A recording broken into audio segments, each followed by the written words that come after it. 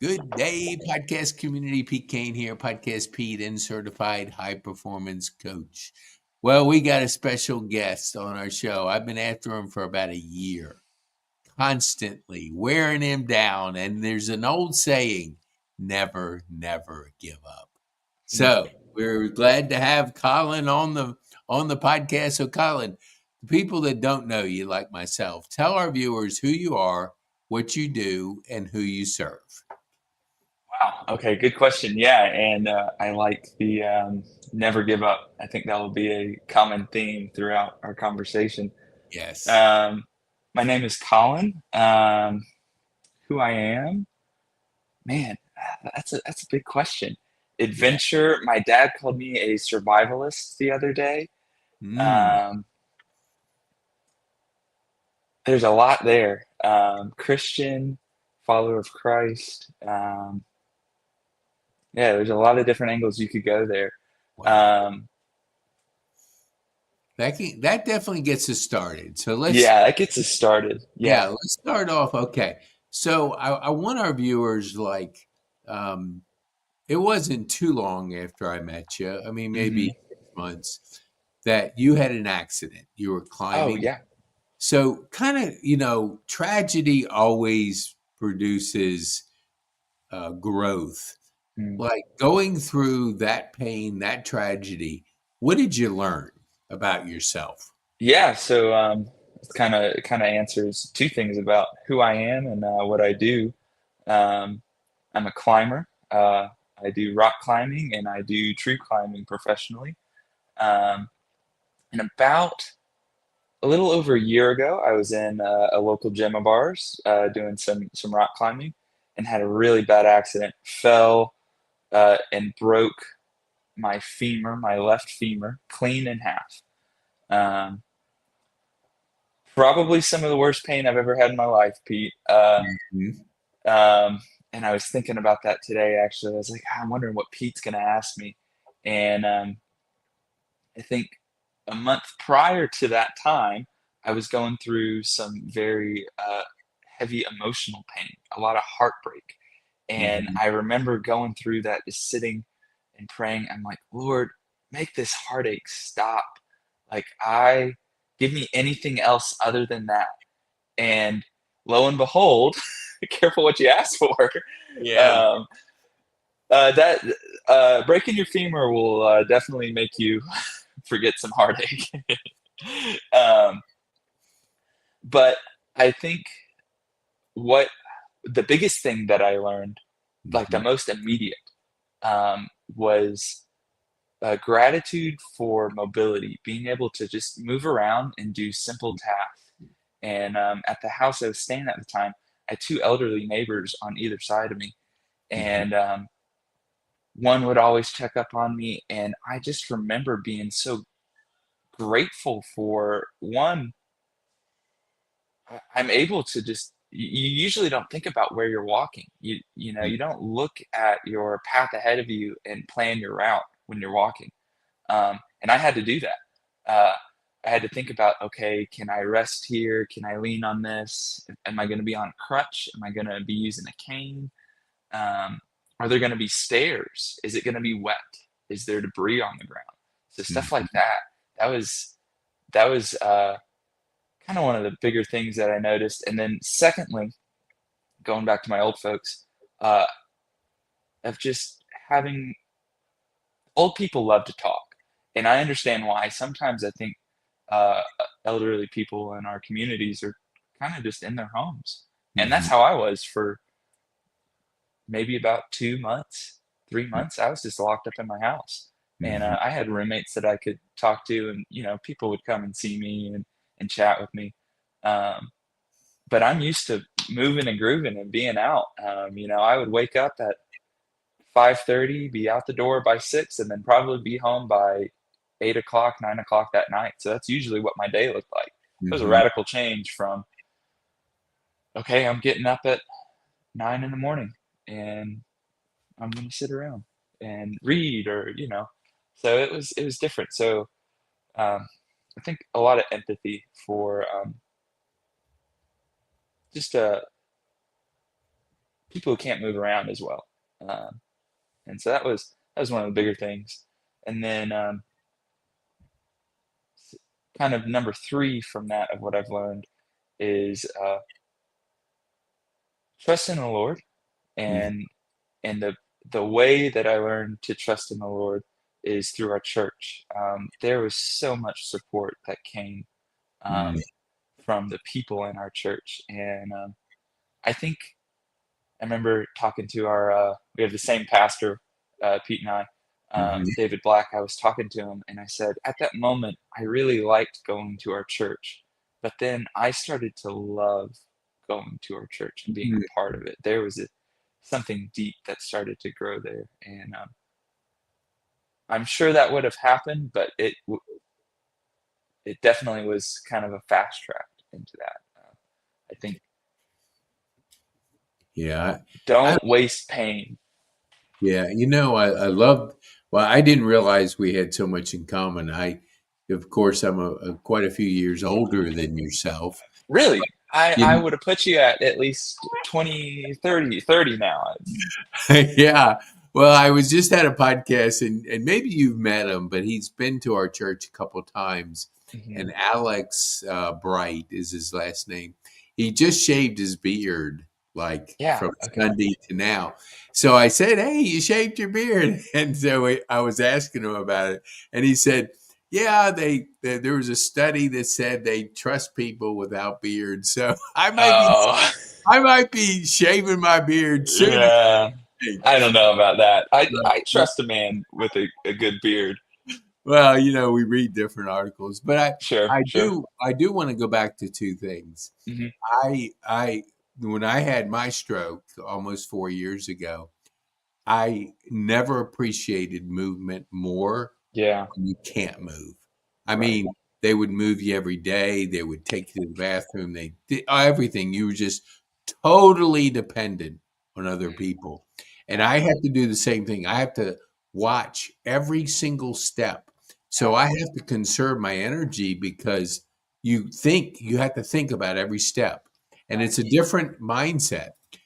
Let me ask you, like, how has your faith grown through a tragic event like that? Because I know people that have broken a femur, not many, but they all say it's the most painful thing they've ever experienced.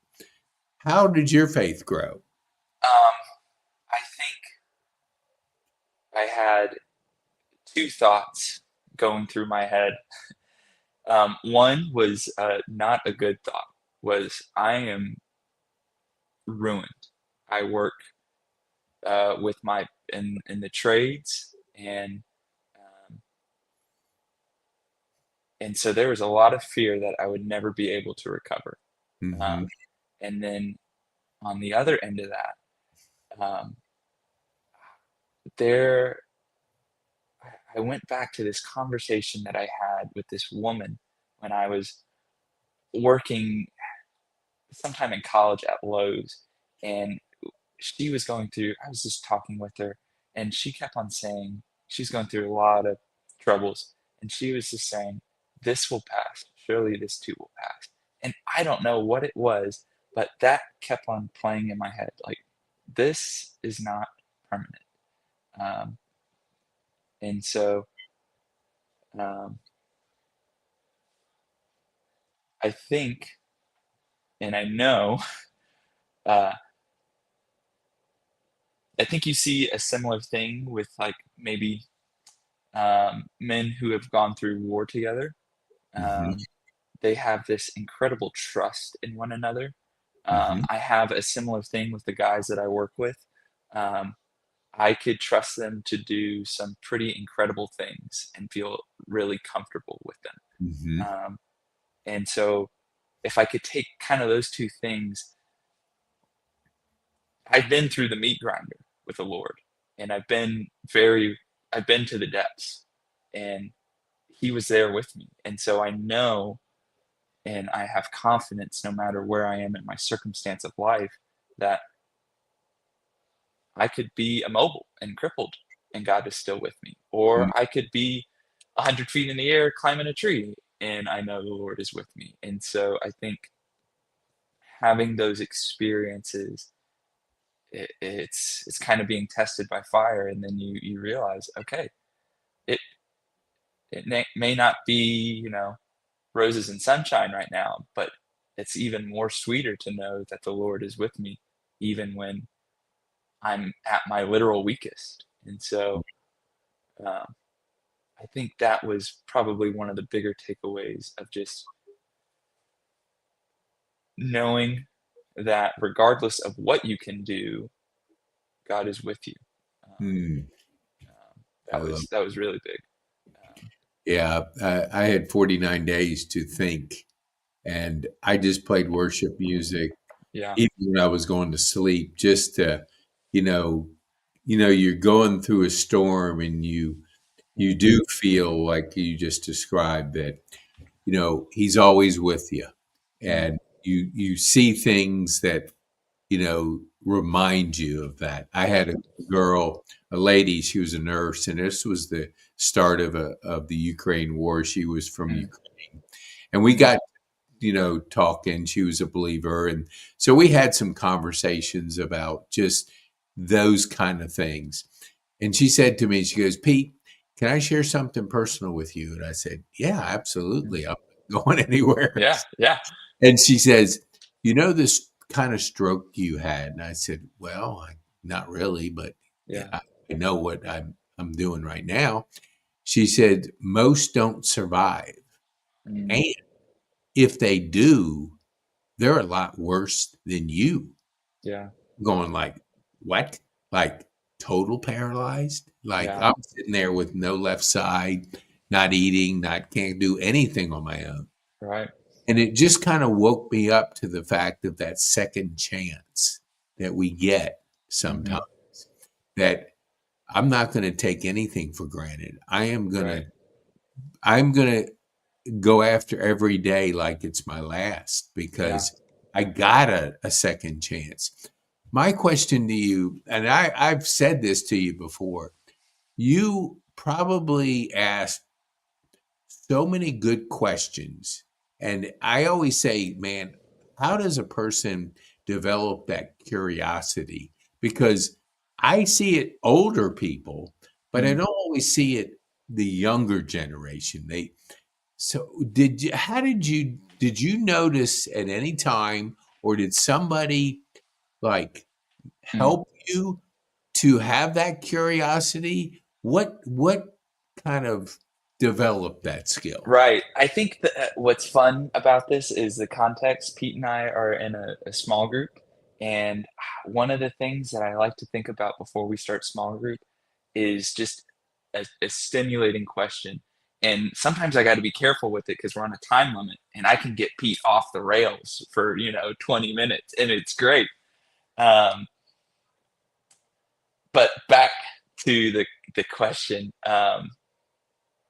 One, I think it takes good people to bring out good questions. And so, Pete, you're one of those good people that kind of you set the stage well. And so there's got to be that. There's got to be good people. Um,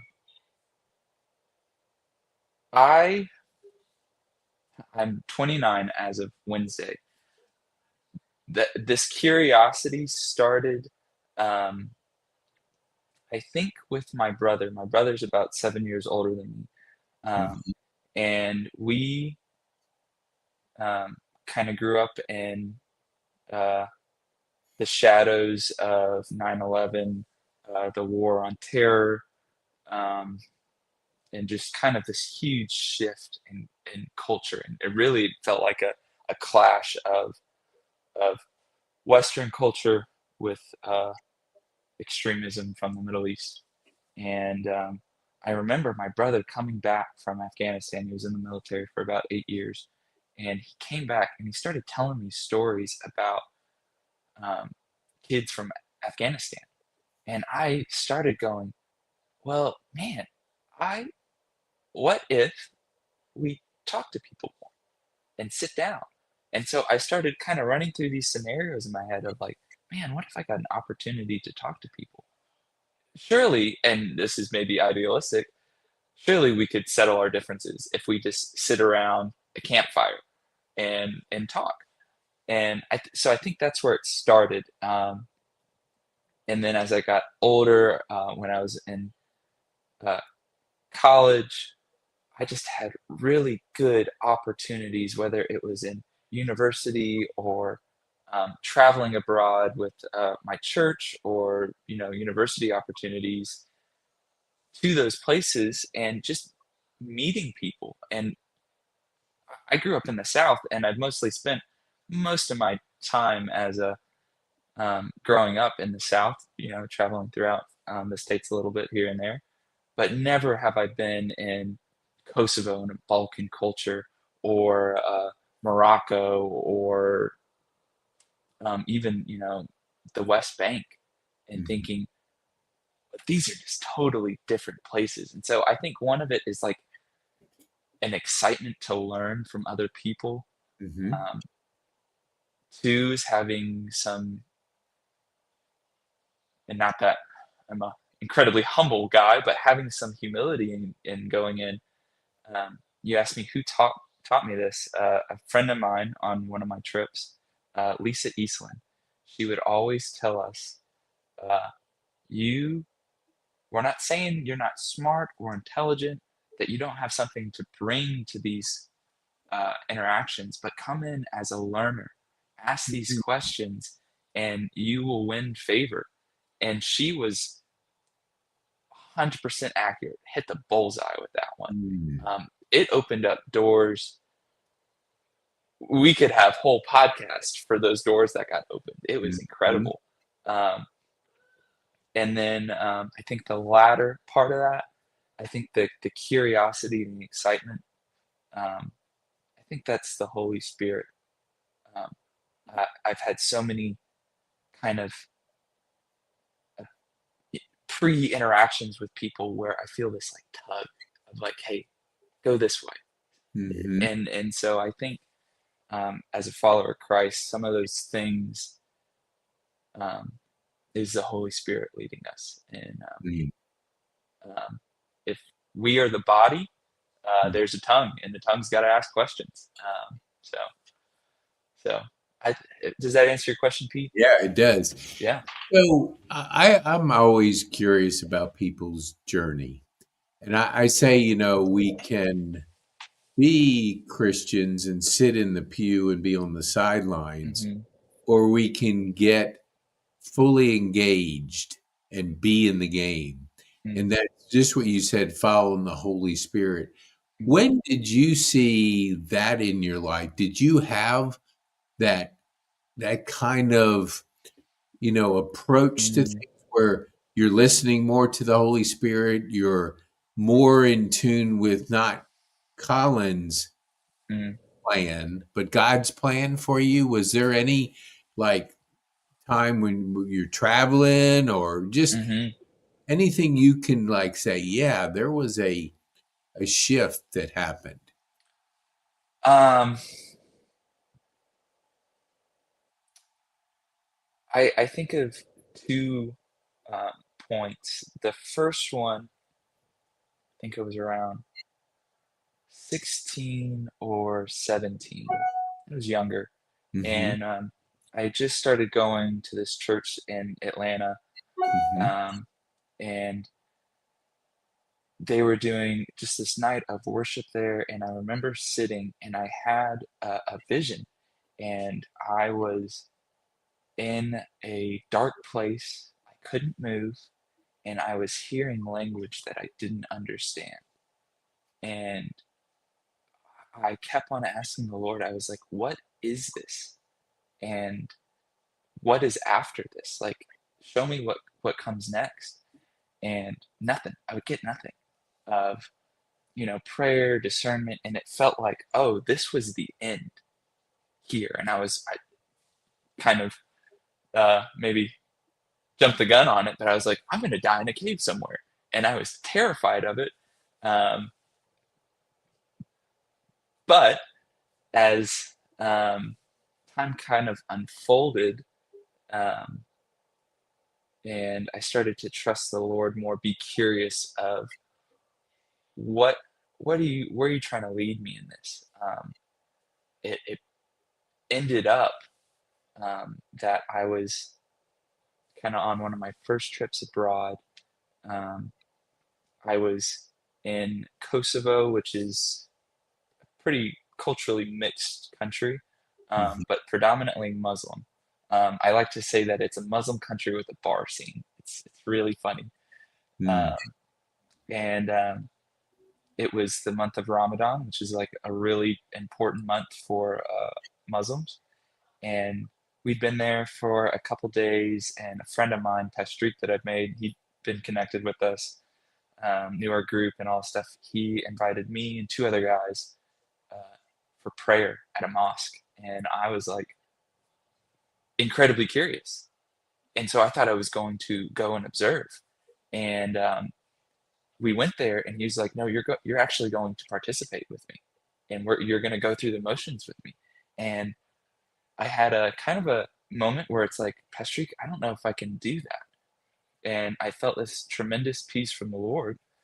And It's like, no, it's okay. Like, I know you're praying to me. You're not here for the rest of this. Like, I know this is between um, me and the Lord. Mhm. Um, and I was sitting in that moment, and I knew that prayer was probably like 15 minutes. This one was about an hour and 30 minutes. And you cannot leave. You have to stay in the line. It is really important that you stay there. And It was this beautiful moment where it was almost like the vision. It was I'm in a dark place. It was very dim. It was late at night. I can't move. I'm hearing these words that through some language studying I've started to understand, and I just started weeping. I was like, Lord, you didn't bring me to a cave somewhere to die. You brought me to this place um, as your agent, as an agent of life. And after that time, we were there for an hour, hour and a half. The imam, who's like a imagine like a pastor or priest, Mhm. invited us to his home, and we stayed there and shared the gospel with him, his son, other members of the community for hours, and that started to build this incredible relationship. Towards the end of my time there, um, our friend Sabit, whose home I just went to, um, I remember asking him, I'm like, Sabit, what will it take for you to be a Christian? And We kind of went through all this stuff and talked, and he kind of settled on something. And in Islam, at the final judgment day, uh, there's kind of this process that happens as everyone will stand before God and bow down, and kind of in a similar way that you see them praying. They bow down, and then you see the line of the prophets, and it starts from biblical characters that we're familiar with, and it ends with Muhammad bowing down before God. And I asked Sabit, I remember asking him, Sabit, what would it look like if, when you're doing this, it just stops at Jesus and he's just standing there? And he, to this day, it's something that I pray about regularly. He would go, well, then I would have to worship him as God. And it's like, okay, Lord, what do we got to do? Like, um, keep on showing yourself to this man. And so that was, that conversation was maybe about 7 years ago. It's something I still pray about regularly. Mhm. Oh, that's so good. And Yeah, so that's one instance Yeah. where it's like the Spirit gives vision, and um, and it kind of brings it into this point. And then I see, okay, Lord, like this is what you want, is you want life for people. Um, Mhm. so What do you think? Like, I love that story, and yeah, I had a friend of mine, and she texted me this. She's probably close to 90. She's at least in Yeah. her late 80s, and we've known each other for 25 years. And she's a believer, and we always have discussions when I do talk to her about her journey, her life. Yeah. But anyway, she sends me this text, and the headline is "Meet my new coach," and I'm thinking, Yeah. she's hired coaches and coaches, so I'm thinking, okay, she's hired a coach, no big deal. So I don't even look at it because I just was busy, and she texts me like a couple days later, "Hey, did you meet my coach?" And Yeah. I said, "No, I haven't, but I will since you asked me the second time." Well, anyway, I click on it, and it's not what I thought. Yeah. It it was I think he was from India, but he was a preacher, and Mhm. he was talking about the church today Mm. is where we work.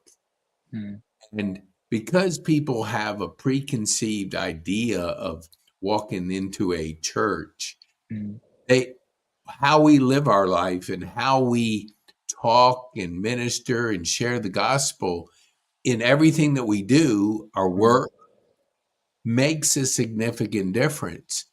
Do you find that you're in the service business, you're always talking to people.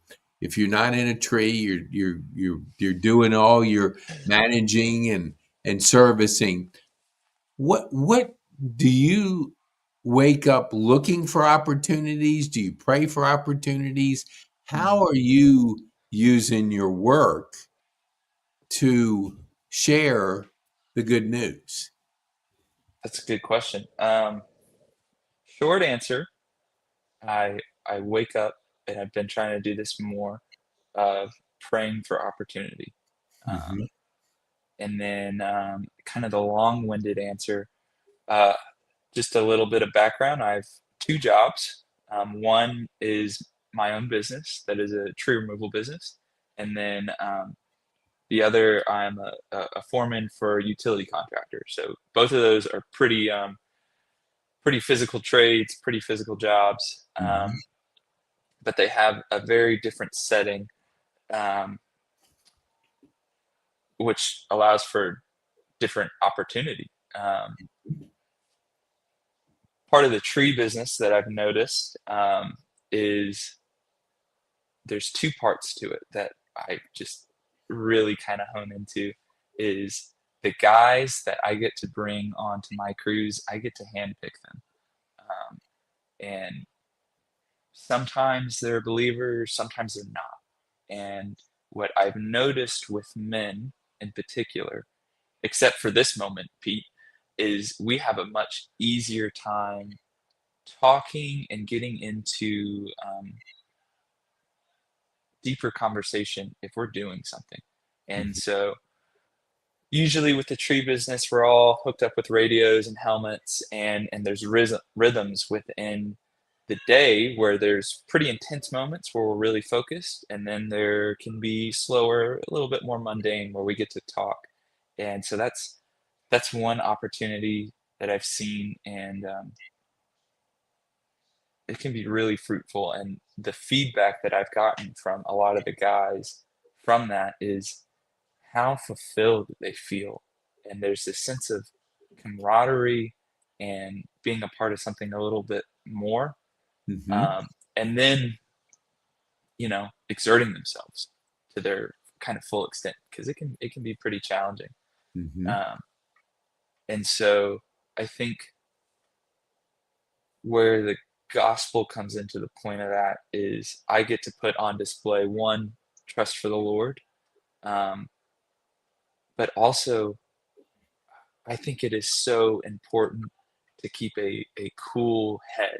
Like if you're the guy that is always getting angry and frustrated at work, it is it's hard to see Christ shine through that. And that happens to me. mhm, It's one of my bigger weaknesses is keeping a cool head. And so um, it's something that God has grown me in and will continue to grow me in is being level-headed. And then kind of the second part of that that I've stumbled into and just really enjoyed is on the customer aspect, um, of usually we're doing residential jobs, and so people are inviting us into their homes. And if sometimes people are more chatty than others, most of the time if they're older, they want to talk more. They want to sit down. They want to get to know you. And I think that's a really awesome part of the job is being able to sit down with someone you may not know well in their own home and chat with them. Mm-hmm. Um, there's been several members from our church that I've gone to do tree work for, and then at the end of the job, I get to sit down with them in their home and learn something more about them, and just kind of grow uh, closer together. And so that's something that has been uh, there's fellowship, um, characters of a godly man, um, and just you get to show the Holy Spirit and Jesus a little bit more.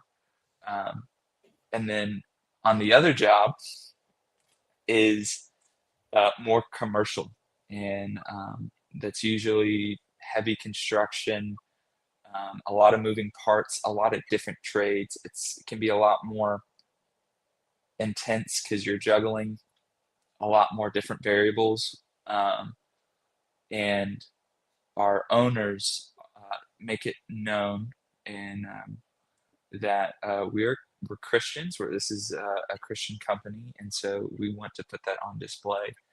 Um, and we want to provide good service for our customers. Of course, any business wants to provide good service for their customers, but we do that in a way that we handle ourselves on a job site. And so, if I could go back to the cool headedness, um, if you walk on any job site in Atlanta, you will probably hear someone cussing, screaming, and someone getting frustrated.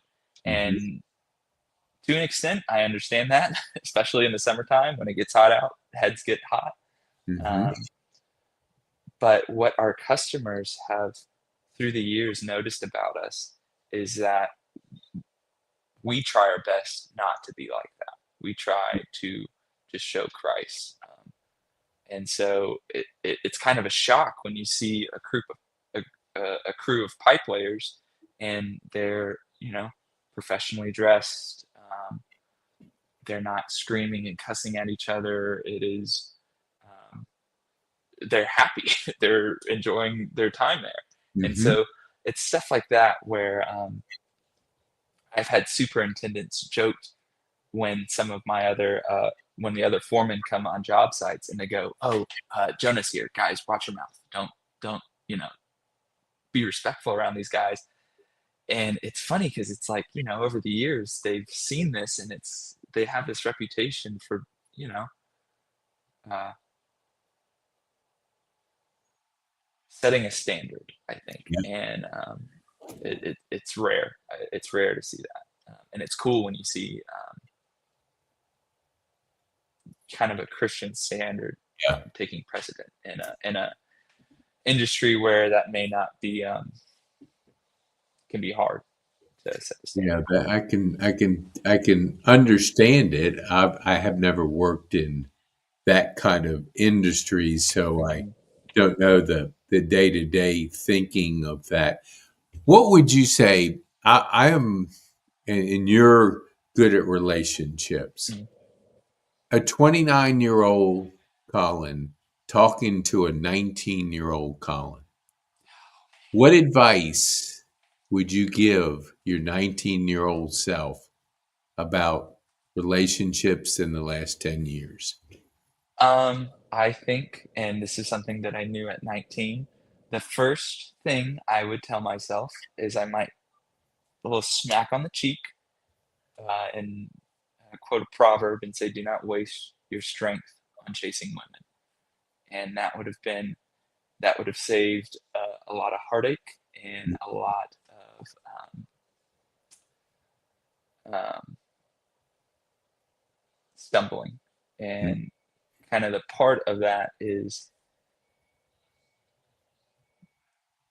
I don't think that proverb is saying don't find a good wife and pursue a godly woman. That proverb is particular saying don't chase women, plural. Don't go after Mm-hmm. that. And so that would have been probably the number one thing I would have told myself as a young man. Um, and then um, things that I wish I would have started my tree business earlier. I wish I started it at a fairly young age. I wish I would have started it earlier. Mm-hmm. And I think I started when I was 24. I wish I have started doing it when I was around maybe 20, 21. I'd had enough experience at that time where I could have started doing little jobs. But Mm-hmm. I think when you are at the helm, you learn so much faster. Yeah. I think there's definitely value from observing and being trained and mentored by someone, and I was, and I still am. I Mhm. get to learn from that man almost quite frequently, and but there's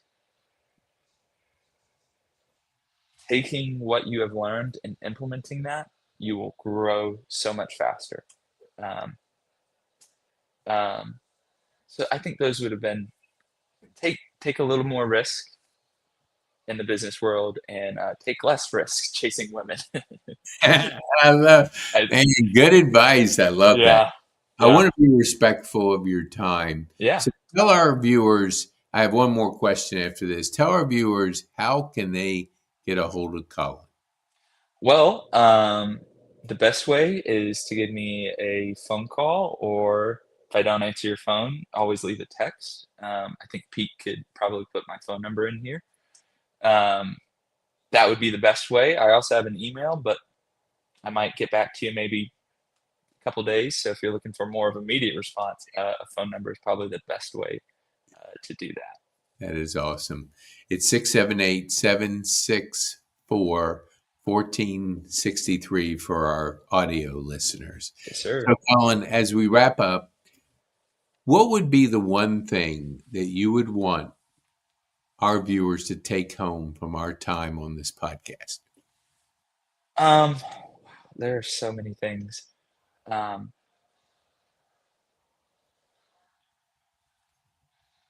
be curious to where the Holy Spirit is pulling you, and be open to that, and then be excited for where God is going to pull you into your next stage of life. Because when I try to make a plan, it could be cool, or usually it's disappointing. But when not disappointing, but um, it's not everything. But when you really lean into the Lord, there's a deep satisfaction that comes from that. And so just be curious to the voice of the Spirit. That would be my number Love one it. thing to take away. I love it. Well, Yeah. Colin, thank you so much. I'm glad I didn't give up. Yeah. And yeah, Don't give up, Pete. so thank you so much for being a guest and Yeah. sharing your journey with us on this podcast. We appreciate you very much. Thank